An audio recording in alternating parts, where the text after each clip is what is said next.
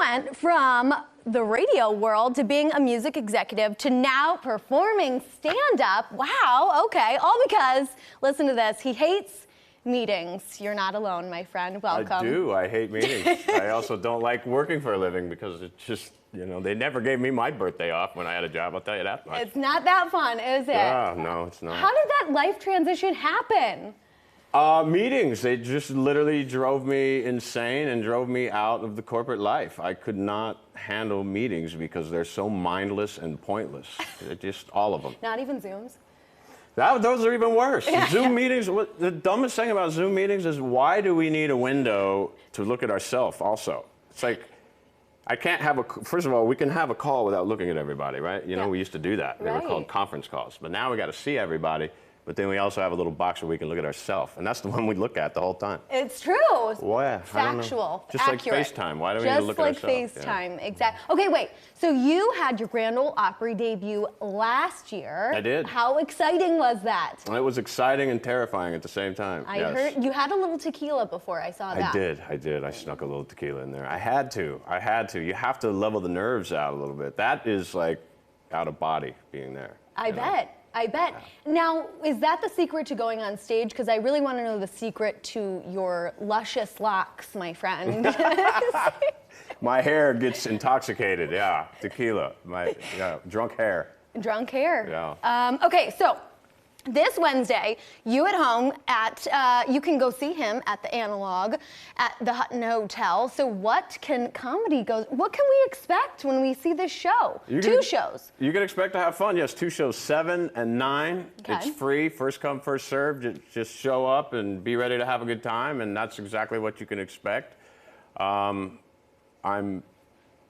not PG-13, so don't expect that, but I'm not too much. You'll be able to handle it. Okay, all right. Okay, so pop quiz, we have to ask you. Has anything really awkward happened to you on stage?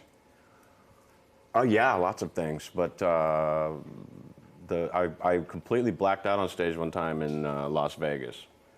Not because I was drinking either, just because I panicked. I was new.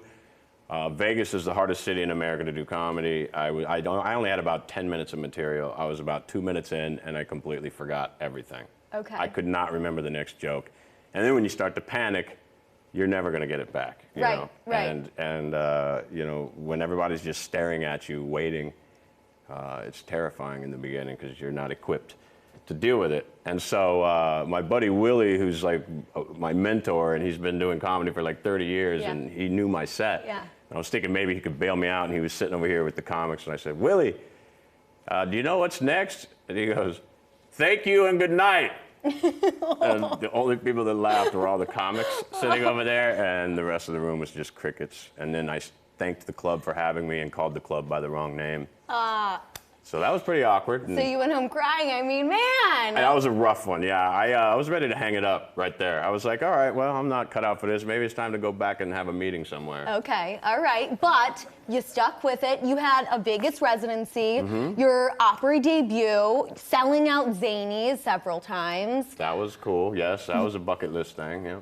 What are your favorite moments now being a comedian outside of the meeting world? You know what? Just all of it, man. They're all great moments. When you're on that stage and it's working and it's going well, I cannot explain it. You almost just feel plugged into something else when it's working, like the ether, or you know, it's the source, you know, and it's like happening. It's wild. What's the secret to making a good joke? Because I hear, you know, you use your personal experiences, but what is it? What's like the setup of it? Well, everybody's different. I do a lot of observational comedy and tell a lot. I'm a storyteller, so I talk about, you know, if something crazy happens, I know immediately. I'm like, there's a bit there, and then I just have to figure out how to, you know, you take a lot of creative license and you know. So what is the craziest thing that's happened? The craziest thing that's happened? Recently. Oh my God!